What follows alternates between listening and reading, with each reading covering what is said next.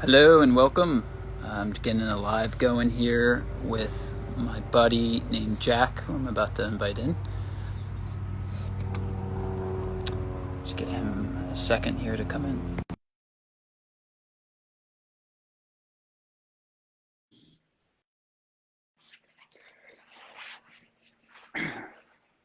Hey Jack, just waiting for you to join. Was on. Can you hear What's me? good? I can hear you fine. Can you hear me okay? Yeah, perfect. All right, What's nice, going right? on? Just another beautiful day in paradise over here. It's Looks good. yeah, and I think I mentioned to you I'm in New Jersey in the United States, and you're over in the UK, right? That is correct. Down in Nuki. Just we're going across to. Can you hear me still? Yes. Yep. Yeah. Awesome. My speakers just died. That's cool. We're going across the normal microphone. Yeah, just finished a gym session in Nuki. Feeling strong. That's where I'm at right now. All right. Nice. It's best when you're speaking closer so I can hear you fine like that. Just an FYI. And let me know if there's any disconnection. But I'm glad that we're able to do this, man. So for those who are tuning in right now, I just to give some context, I personally stumbled across Jack's Instagram randomly one day, and as someone on this spiritual journey myself, I was immediately drawn to Jack's energy. And I think I saw him doing a handstand or some crazy physical feat that just, drew me in like a fly to a light. And um, I reached out, and that's how we connected. And, I learned very quickly that Jack has a really powerful spiritual story and journey to share. So we wanted to get on this live to discuss that, and in parallel to be able to talk about the raw power of spiritual transformation and how that really can completely change your life from the inside out. So maybe, Jack, what we can do to begin is just I'll pass the baton to you. And if you want to kind of just kick things off, share your story, um, whatever you feel like is most relevant to share that talks about where you were and how you got to where you are now. Ah, on the spot. Um, I had it all, if you want to go that way. I was living in Byron, felt like I had it all, really felt like I had it all. Was strong, able, had all the abilities, had just done a lot of self-development and had invested a lot of money over a lot of years into self-development, fitness, exercise, higher self, shadow, ego, all the stuff, self-development, breath work, whatever it was, I was doing it. Felt and thought that I had it all, and then all of a sudden everything came crashing down around me very, very quickly. And it was all my own doing, which I take responsibility for. And the only way I can describe it was the same way that Lucifer fell from heaven, um, if you want to believe that story, and was cast down into hell. And basically, I had to climb my way back up. Mm. Um, and that involved going from being sponsored by a few companies in terms of equipment, and being backed by a lot of companies to do what it was that I was doing, looked after by some epic people, training all the time, having a great time, to very quickly not. And essentially, what happened over the next 9 months was I went through pretty much every emotion and feeling and karmic clearing that I think I possibly could and feel that I possibly could have done. There was shame, guilt, grief, fear, anger, sadness, everything I'd ever needed to feel Mm. came up. Realized so much about myself from all of it, the way that I've been behaving, how I've been behaving, what I've been doing, living in ego, living in shadow, living in all of these different ways that, now I say love to, because like I think at the end of the day that's all I can do. And essentially this one day, after 10 kilos heavier, after being treated like an athlete, I was 10 kilos of fat from eating so many mince pies, because I was just eating my feelings to look at myself. even after all the self-development. I started running again, and I was like, okay, running is something I can do. I started mountain biking again, going and spending time out in the forest, in the woods, in the snow, sitting there just praying to fucking trees. Like I was like, I don't know what to do anymore. Started talking to trees, deer, footprints, whatever I could. And then I was like, oh my God, it's nature. Nature's what I need. And instead of eating mince pies and perpetuating that suffering that way, I started really looking after myself again. And this was after 3 attempts on my own life, might I add. Essentially, that return to nature, even in the freezing cold, starting the cold showers again, starting doing everything again, moving down south to my dad's, getting support from the Healthy Masculine, which I think we're going to touch on today. Realizing that my spirituality was rooted in, well, my dark night of the soul in terms of spirituality had been rooted in my wounded feminine, as well as wounded masculine, and then looking for tribe and I guess a rite of passage and ritual living from the masculine so that I could step into my power again.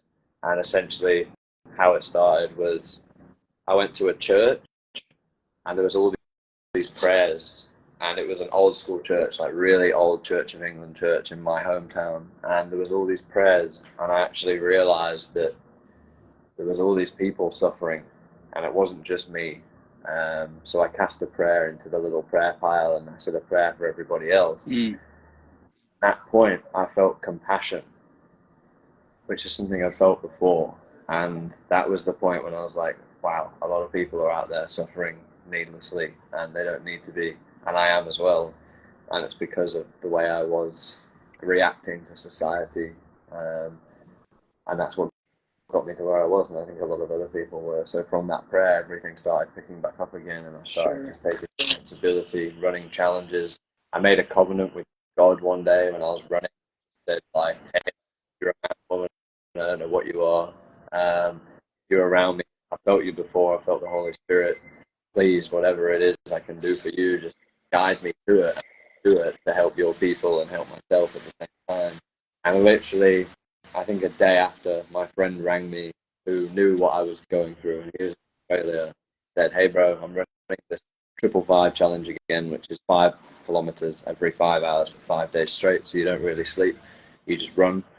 And he said, I think you'd benefit. And I was like, yeah, I'll do it, whatever. And I didn't really train. I just said to God, I was like, please just push me through it and I'll do it and I'll keep doing this kind of thing. That was how it started. Back to the ice bath, back to the saunas, back to therapy, back to doing all the stuff, back to breathing, whatever it was I could do, I would do it. I went vegan, keto, carnivore, did all the things, started praying, did what I could, meditate, whatever it was, and then here I am now. I think better than I was before, further than I was before, spirit with me, living the life I want to live, and happy, to be honest, quite fulfilled, more, and I'm excited for the next stage.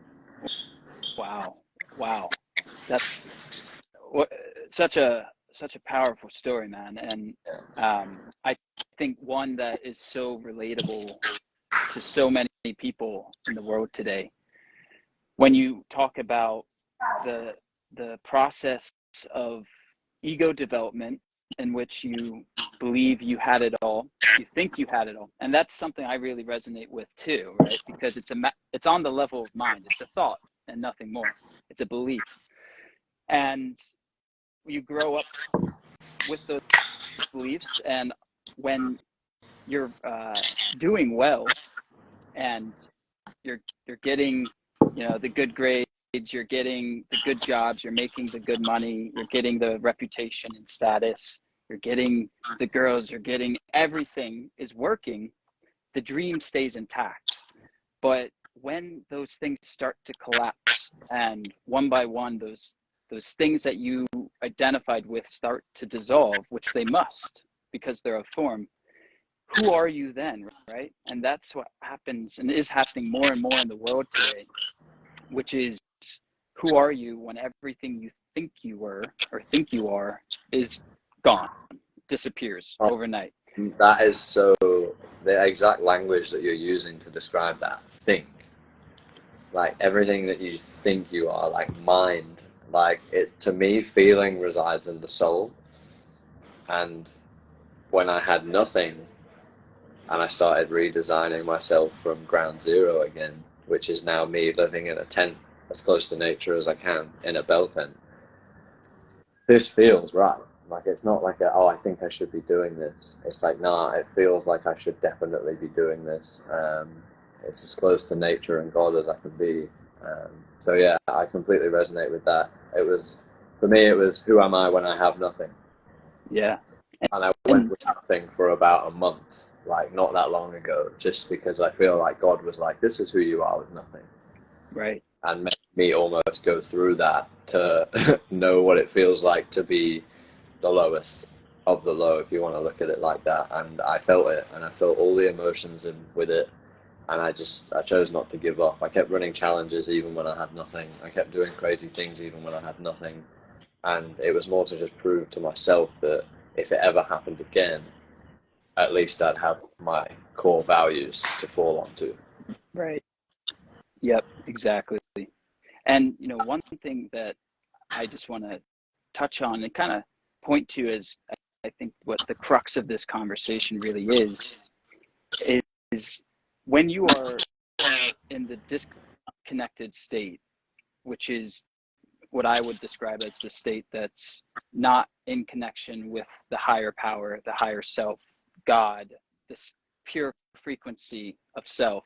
There's many names you can use to describe this, but when you're disconnected so that you believe that you are a separate self that's a physical entity, it's only you against the world.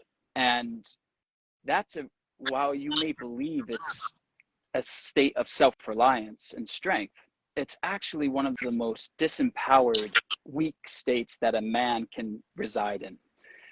And I've realized through my own direct experience that when I was in that disconnected state and tried to do everything in my life to try to let go of addiction, to try to find happiness, fulfillment, when it was my will, I failed every time. I tried to quit alcohol and booze over a dozen times in my life. And it was only when I went through this shift in consciousness, when I literally raised my energy, that addiction no longer calibrated and vibrated on my level, so that it melted off of me. It shedded because it no longer was where I was, right? And that was only happened when I became connected with the divine, when I surrendered my will and tapped into that higher power, the will of God, more or less, is the way to describe it. That's when life started working for me.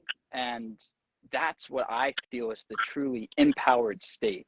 Because what's more powerful than the limitless power of God itself, the source of power? And so when you connect and tap in to the source of power, that's when you become a true co-creator. And that's when you're able to manifest here on earth. You alter universal law and harness energy in order to alter physical reality. And that's spiritual awakening, right? And that's why it's so incredible and important today. Man, you are preaching it, brother. That was like, I feel like I needed to hear that today. That was exactly what I needed to receive. That's why I was smiling so much. Thank you. You said so many things there that I resonated with. And I always say this to people. I didn't try and quit smoking. It just stopped. This one day I woke up and I tried to have a cigarette and I almost threw up. And I actually, not me, but the thought me was trying to make myself smoke. Yeah. I couldn't. And I was like, oh, I guess I'm done. But like, the weird thing was like, I think my normal conditioned self was the one trying to make myself continue smoking. Like, even though my body was saying, nah, you're good, which I feel like the seat of the soul is the body. We chose this body, right, to come down into. And I feel like my body and soul were like, nah. And my mind was like, please. And I was like, nah. And the same thing, man, happened with alcohol and happened with drugs. Like, I've never been that bad on drugs other than this one time when I literally remember I'd pretty much done every party drug under the sun in one night. and I looked down at my hands and I was like, I could drive. Like, I feel sober. And I was like, I gotta stop. And that was the point where drugs kind of disappeared out of my life. And that was actually quite a long time ago, other than psychedelics. And then the thing with, so smoking, class A drugs, party drugs, all kind of disappeared and have disappeared since. And then, yeah, alcohol was super recent, 7 months ago. And I remember having the last glass of red wine, and I had been an excessive drinker once before when I ran a bar. I was doing such low vibe stuff. I was living in ego. I literally thought the world worshipped me. I was playing God. I ran a bar. I was doing everything, and that was the start of my healing journey. And that was when I realized I had an alcohol issue. So I actually moved up to the Gold Coast, got really into spiritual practices. How funny is this? Met a girl called Angel. He was actually the one who introduced me to all this stuff, which is crazy. Wow. Amazing girl, anyway. And You didn't marry her? What happened? I went again. I did a lot of self-development, slipped back into ego, and started chasing other things other than love, which was silly. But anyway, we won't talk about it. I've dealt with that. And yeah, alcohol just disappeared, and alcohol was a really recent one. And I basically just stopped. And I actually, the thing is I see it because sometimes when I'm walking at night, sometimes I like to do that, and I see what happens. Like Newquay, where I live, is one of the party centres of the UK, and within that is the juxtaposition. It's also one of the healthiest places in the UK. So it has this polarity, but you can see the sickness, the disease, the illness, and the unhappiness and the depression in the drinkers and the partiers and the ego that's there. And I walk past it at night and I'm like, fuck, I send love to you guys. And I'm so glad that I'm no longer a vibrational, energetic match to whatever it is that I'm looking at right now. And it's not to shame them, because I was there and I've been there. I send love to it, and they have to go through that to get to where they want to be, and some people come through and some people don't, and that's just the way of life. That's their journey. I'd love to help people and empower people to see things outside of themselves so that they don't feel they have to perpetuate that level of suffering. And yeah, I'm so totally with you with it. Becomes so easy to manifest and be at flow when we become one with the unified song or unified verse or unified vibration, which is what universe means. It's one lyric, one song.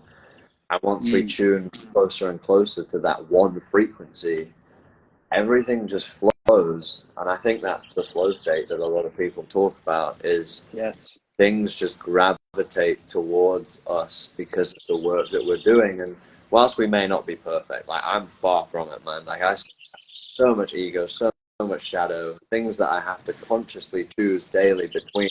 One part of me wants this and one part of me wants that. And I constantly try my hardest to go with the higher self and listen to that voice.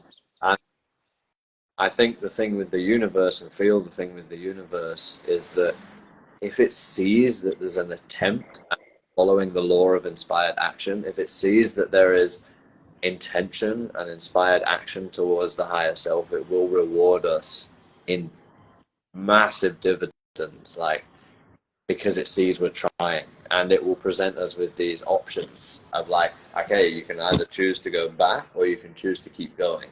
Choose the easy life or choose the bit of a struggle, but I'll give you what it is that you're after if you keep pushing. Because it's like a proof piece, isn't it? You know, sometimes. And yeah, I don't know if you wanted to go into that, but I feel like that's where my journey has led to me to be right now. Is I got taught a hardball lesson, and it was to always do your best, and that's the 4 agreements, right? So always do your best. I think that's what I got taught, and that's my lesson and journey here. So now every opportunity, every day is a blessing. I habitual my life with healthy habits, made everything ritual, made things a program. I stick to it 75% of the time, and I really try my best. And I tell people it's best to live 80-20. You're a human. You're going to make mistakes. It's okay. Don't shame it. Shame's the reason it perpetuates. Love that part of us. Live the 80-20 rule.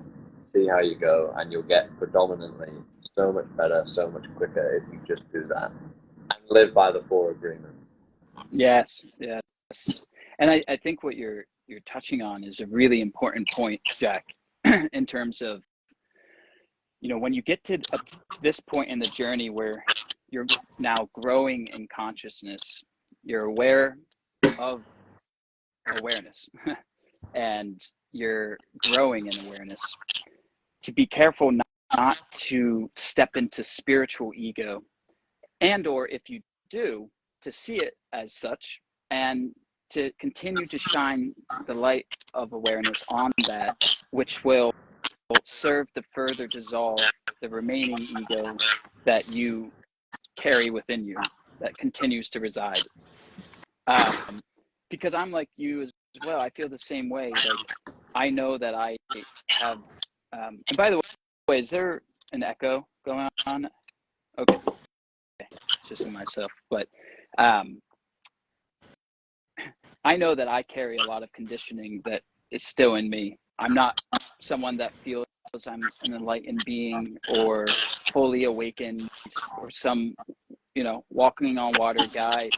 I'm just very aware of this journey and the healing process in which we can transmute suffering into peace sustainably, so that we can treat mental illness, addiction, suicide at the level of cause as opposed to at the level of symptom, which is what I feel is really happening today. Westernized approaches to medicine and healing are largely attempts to put band-aids on an infection, and we need antibiotics. We need to be able to treat the ego infection, which is to shift our sense of self out of the mind and into the heart, so that we stop having the illnesses stop manifesting on the physical plane in various forms as they do. And I think that only happens when we step out of denial, are able to face the shadow, are able to look into the face of the void, the unknown itself, and to cross that river of change. And so it really starts with courage. And that's the whole point of why I'm talking to you, why I'm here. And I sense it's the same thing for you. We're trying to inspire people to say, let's be vulnerable together. Let's step into this together. It's okay. It's not a sign of weakness. This is how we grow in true strength. This is the pure path. This is the way. And it's a shedding process, but we need more and more people who are willing to lead by example. And that's where the world is at today. These little pockets of light, these little independent providers like you and I that are stepping into these roles to be able to say, look, we're people that had, or at least felt or thought we had the world at our fingertips. The world was our oyster. And we're admitting that it wasn't. We had it wrong, right? But the irony, of course, is that now we're actually coming into the true position where the world really is our oyster, because we're realizing that we're in the world, but not of it.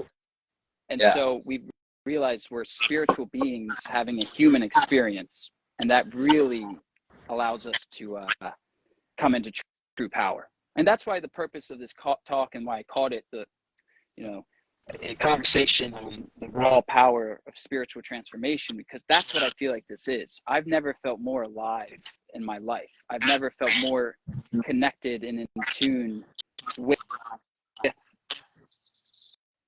the universe. And it's really been such a source of strength for me to connect myself with that groundedness and stability. It doesn't happen overnight either, does it? It's like I guess the way like a snake sheds its skins every few, however long it is, it's the same as that. Like, it's a constant shedding, and once we shed and remove and we get blocks, as you were saying, that cause illness on the physical plane, an ailment, whatever that is, mental, physical, or further spiritual, we can begin to transcend. I really liked what you just touched on there, and for me it was, that was exactly what happened. It's been a slow shedding, and then it was all of a sudden really quick, and now it's like, okay, now I kind of know where I'm rooted in, my values, what I want, what I think other people would desire, and if they could only see beyond their event horizon, which is the end of their singularity that they see as real. Like, what if they saw beyond that and were taught to see beyond that? And if everyone would start elevating themselves individually, collectively, we would all rise and transcend slowly. I would like to pretty much just be one of the fire starters for that. And that's what I do with my business and helping and looking after people. As I'm like a connector or a catalyst to people who want to optimize. I'm not the guy that could help with so many things. I'm the guy that could definitely help with a lot of things, but also so many things I definitely cannot help with. And I know someone that can. Like, that's network, and I've built that over a long time for certain things I've needed in the past. And if everyone who watches this is my projection and your projection, they also would benefit from that. That's Jungian dynamics. Like, all of the people who follow me and follow you and are friends with me and friends with you on Facebook, somehow we created them with our internal world. Like, so they would benefit from the help that we have received either in the past or that we will receive presently or that we will going to receive in the future. They would benefit too, because they're our projection and we are theirs as we are. You know? So that's how important self-development is to me. It's healing one person at a time by healing parts of ourselves and then helping others on the way. And I don't ever want to be able to someone like I want to be one step ahead, know the people they need to know, and then help them step up on the steps. Right. Each step of the way. I'm no one. I'm just someone that started doing some work on myself, and I'd love to help other people do the same. And that's pretty much my mission, is to connect people to the people they see. Yes. And I think that approach, Jack, like, I think that's the purest and most true teacher and helper. The one that actually can help is the one who says that I'm no one. I'm only talking from my direct experience. Like the Buddha, come see for yourself. Try it for yourself. And that's my approach as well, which is like, but the reason why we can speak so concretely and with such certainty about these things is because we know that it's beyond us. It's not coming from us. It's universal truth that we're tapping into, and that we are simply the conduits of expression for, you know? And that's why they call it God's work. That's why they call it, servants of truth. It's like, and there's nothing, I want to normalize the word God, by the way. Like, I think there's a lot of people get uneasy about it, and understandably so. But in time, like, I see a world where we can come into just being able to speak about God in normal conversation, because as a pointer to that which is the ultimate truth of what is, the greatest connector of all, if you will. But yeah, man, I'm with you in that sense of just wanting to really serve the higher power in that way, and to help people heal and grow and to step into their own power. And I think a big part of that is to realize that we can't make people change. People have to change on their own, and that happens within them, right? We can plant seeds and we can catalyze, but ultimately this is a path that you have to walk. You have to take the steps. Absolutely. The analogy I use to describe that is like, that line from the Bible, blessed are the peacemakers or the peacekeepers, I can't remember which. Anyway, also empathy. I actually don't like empathizing with people personally, because I don't like standing in other people's shoes, because I've been there in the past, and I now have my own boots that I walk in. And in regards to that, I'm very compassionate, however, and to me that word is broken up into community, passion, which is further broken down into common unity and passion. So we're all in commonality, in community. There's unity between you and I, and there's passion, which is love. So I have my boat and you have your boat, and this is of someone who maybe needs help. your boat's not doing so good. My boat has all of these cool things on it that I know that you'd benefit from. So what I'm going to do is I'm going to take you to my harbor where I learned all of these things, and I'm going to show you all the people who can help you and all of the tools that you can use to fix your boat. And I won't make you do it, but I'm just going to leave you there. And I'll be with you the whole time, but I'm going to let you go and see for yourself, and you can choose to fix your boat or you don't have to. And I'm going to stay in my boat, but I will definitely help you get to that harbor, and then I'm going to go out and find some more people. Yeah. So to me, that's the thing about compassion and empathy, and there's a difference.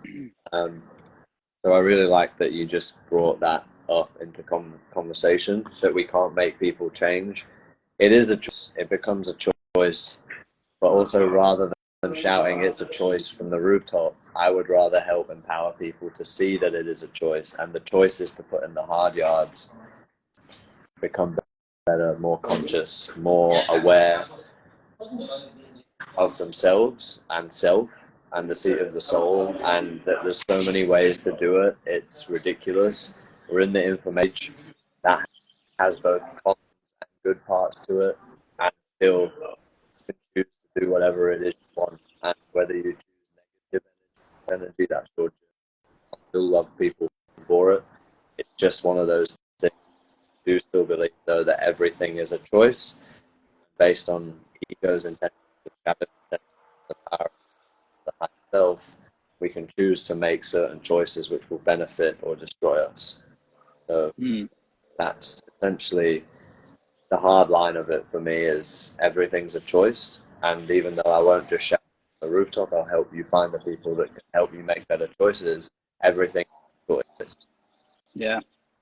And the tough part, the tough part about that reality is that sometimes the choice that people have to make, and they may not even know it, is that they have to suffer more. There's people on the awakening journey where they stand in terms of the evolution of their soul, that they need more suffering. The best teacher for them in that moment is suffering.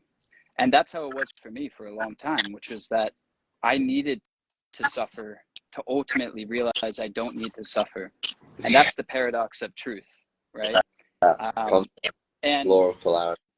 that's when it becomes challenging, when the people that are needing to suffer are your family and your loved ones, your friends, the people who don't see it this way as we're describing it, and yet you want them to, but the thing they need is more disillusionment, more suffering, so that they can also face that dark night of the soul experience. And not everybody has to have a dark night of the soul, by the way, but it just is more common and frequent that through disillusionment and suffering, you come face to face with the unknown, because you can't take the suffering anymore. So you come to that binary point where you're like, and I'm speaking from my own experience, but where you're like, do I pull the plug, or do I just completely let go and surrender to this and see what happens?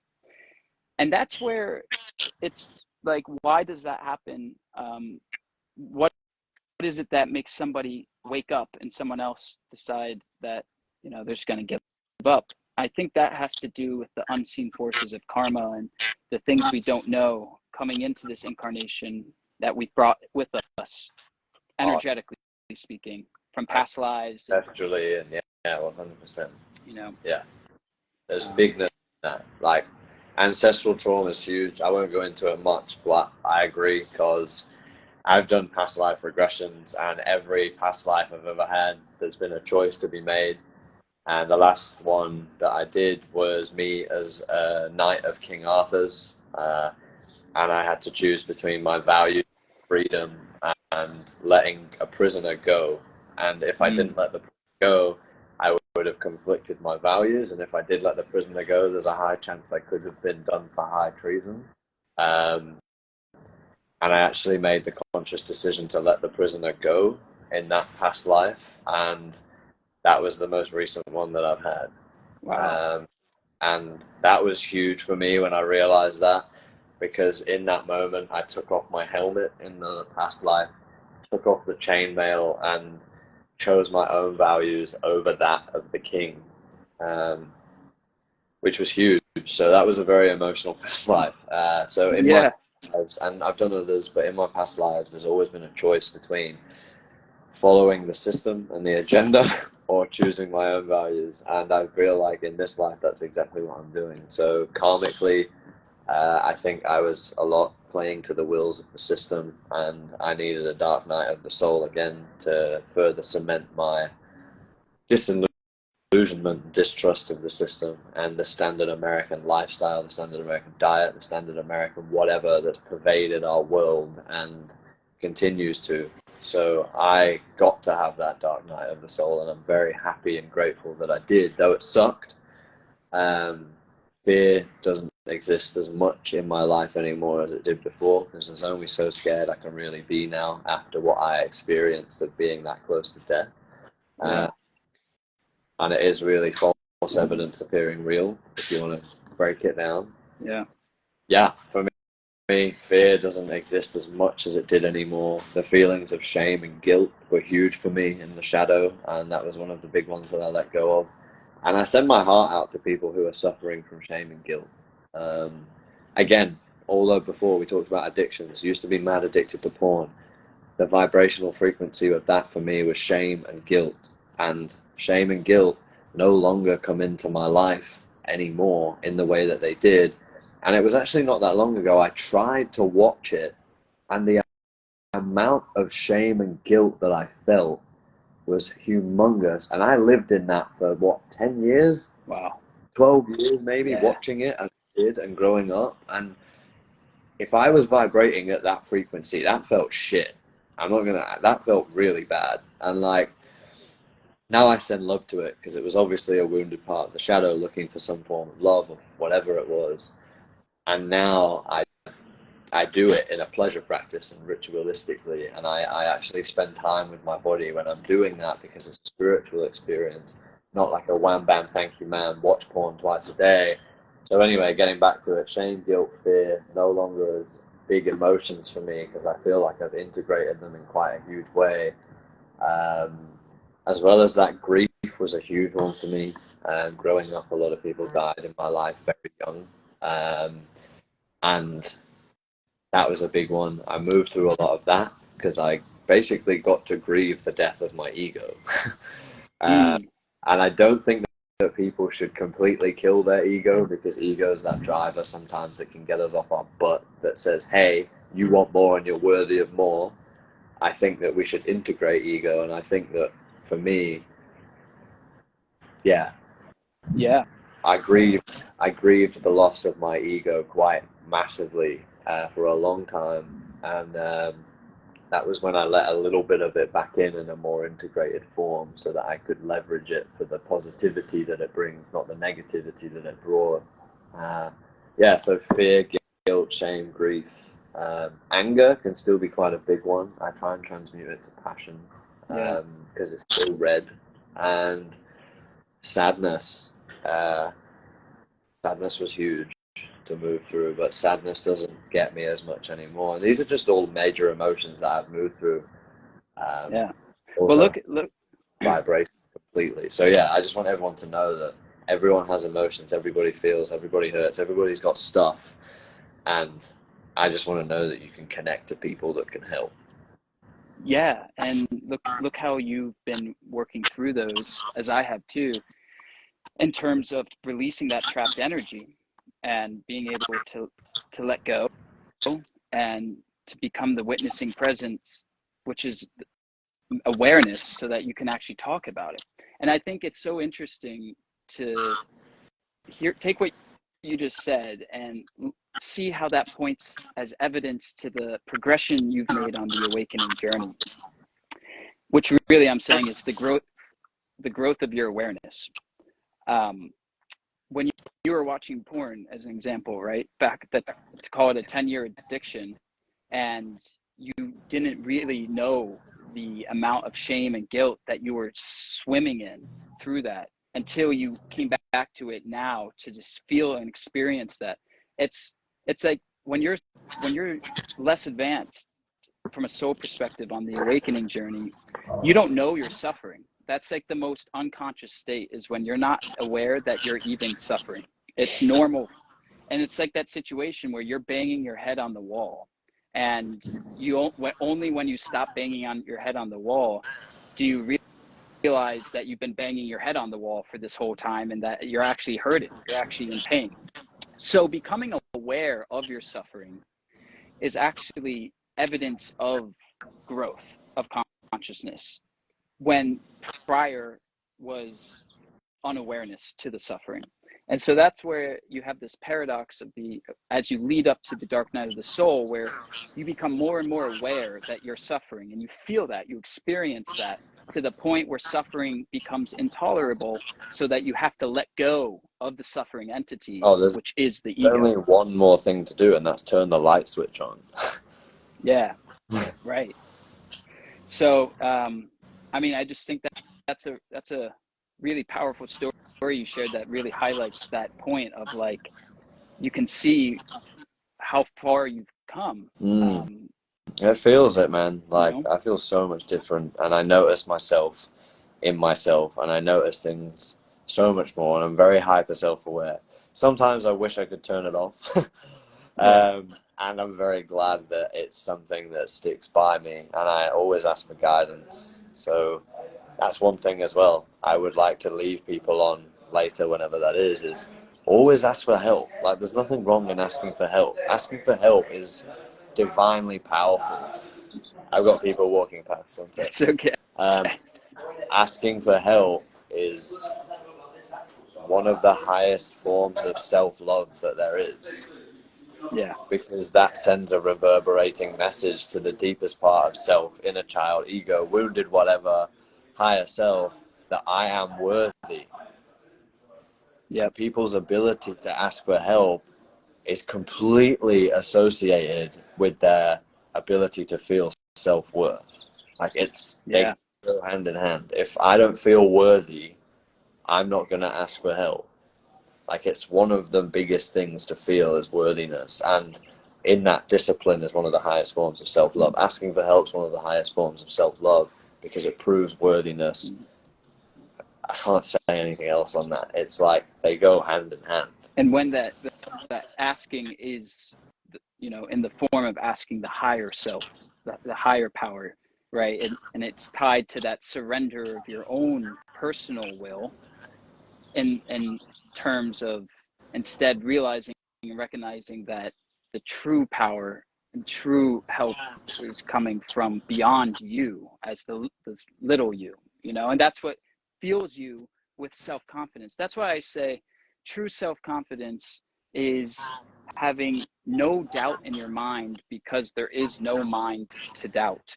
And what I mean by that is, this journey that we go on is one of a liberation from the conditioned mind, so that we rise out of the mind and into the heart, and we connect with the beingness that enables our humaneness. And that's what really allows us to, set us free from the toxicity and the insanity of our own egoic dysfunction that makes us go crazy and act insane and be completely reactive. So we have no intelligence or wisdom in terms of how we behave or our response. And it's really the next stage of human evolution. I feel like what this is where we're headed. When we talk about the new earth and talk about the new age, what's really happening here, you could describe it almost like a software upgrade that's going on, God, yes. In the human being, where next gen human beings are those who are awake, who are aware of who they really are. And it's an upgrade, because you become so much more empowered when you connect with the source of power. And that's why it's so important to be doing this, man, because what's the alternative if we don't? I fundamentally feel that the ego is so strong and big right now, that if we don't, the urgency of transformation's never been greater. So, like, if we don't individually let go of our dysfunction, mind-made dysfunction, we're going to destroy destroy ourselves, you know, more or less. That's how I feel. Like one way or another, World War III in some form will eventually ensure our own destruction, unless we can rise out of fear and greed and into love, so that we transmute competition into cooperation, which doesn't mean that we don't do things anymore, don't, you know, get off our butts and be lazy on the couch. It means that the quality of consciousness that's flowing into the doing is what's evolving, so that now it's what the doing is awakened. It's awakened doing. That's a Eckhart Tolle term. But awakened doing is the next gen form of doing, through which abundance will prosper, because we're putting the energetic frequency of love and abundance into the creation, if you're following me. So that's how I feel we're all heading. And if you're ready for that, you're going to wake up to this too. And if you're not, that's okay. It just means it's not your time, you know? Yet. Yeah, not your time yet. Oh man, you just spoke to me on so many levels. It's happening and it's there. And it's best to be at the forefront of it, as you said, and sending love to those who aren't, so we can help them on the way. Fuck, I feel like we could go on. There's so many little rabbit holes. My phone is on its last legs. Yeah. So let's wrap it up, man. However, I feel like we should do a part 2. Yeah, let's do it. Because it would be epic. I feel like so much just got downloaded that I need to like write out and then speak about with myself, because you just helped me unlock a load of stuff. Thank you. And what you, thanks Tay, you too. We're going to do part 2 for you. Tay wants a part 2. Tay's an Wikipedia member, by the way. Oh, amazing. She newly joined. I guess that's how, people can reach us through here, doing stuff like this. You know my page, I know yours. I love what you're doing, the way that you're holistically going about helping people with transcending issues and ailments and problems and things that they've created and things that they wish to undo. Hats off, man. Like, really, you helped me so much just by having me on here. I was quite emotional at some points during that. You're a very powerful human, so thank you for having me on. Thank you, sir. I'm very grateful and humbled to be around people like you. Male mentors is something I've always desired in my life, for rites of passage purposes. And cheers, man. You just opened a lot. Wow. Well, thank you. Received, man. I really appreciate that, and likewise, I emanate that back to you. So I'm excited to see where we can continue with this, how this unfolds together, and let's keep it going, man. I think this is valuable stuff, and one day at a time, one conversation at a time. And if you guys haven't yet, follow Jack, follow his page. He's up to great stuff as well. So we'll keep it going. I do feel like all we get to do, and people who are commenting, like, thank you for commenting, is be inspiring daily. Like, if you can, anyone who's watching, this will be my value drop. Just inspire daily. And that can be whatever it is to you. If that is helping someone who looks like they need help, or being a little bit better, showing up for something you wouldn't normally show up to, whatever that is, just inspire. And to inspire is to breathe in and hold your shoulders back and chest up. Inspire. Expire is this. Inspire is outward. Yes. And if you can be inspiring and stand proud and strong and help one person a day by just being a slightly better version of you, you're helping that transition into the new age era for all humanity. And it doesn't take much. It could be stopping an old woman walking across the road at the wrong time, or it could be anything. Just be inspiring and stand up. It's so simple. Yeah. That's all I would say. That's a great way to end it, man. Let's all be inspiring, do what we can where we are on this journey. Let's walk this path together. That's what it's about, sharing this. All right, man. We'll be in touch more. I'll follow up with you after this. But thanks for taking the time. Place, mate. Awesome. Lots of love. Sending love to everyone that watched. Lots of love. Thank you guys for hopping on. All right.